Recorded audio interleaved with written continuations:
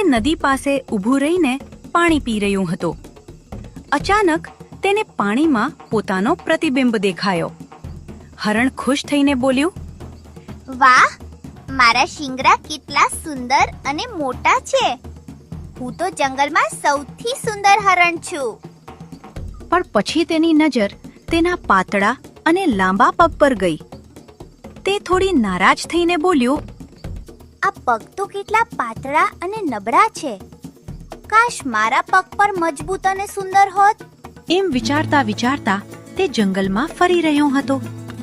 એ જ સમયે દૂરથી એક શિકારી જંગલમાં આવ્યો. જેમ જ હરણને શિકારી દેખાયો, તે તરત જ ઝડપથી દોડવા લાગ્યો. તેના પાતળા પગ એટલા ઝડપી હતા કે થોડા જ પળમાં તે જંગલના અંદર દૂર પહોંચી ગયો. શિકારી તેને પકડવામાં નિષ્ફળ રહ્યો. હરણ એક સુરક્ષિત જગ્યાએ ઊભું રહીને શ્વાસ લેવા લાગ્યો. પછી તે વિચારવા લાગ્યો, હું મારા સુંદર શિંગડાની પ્રશંસા કરતો હતો, પણ આજે તો મને બચાવ્યા તો મારા આ જ પાતળા પગે. હરણને પોતાની ભૂલ સમજાઈ.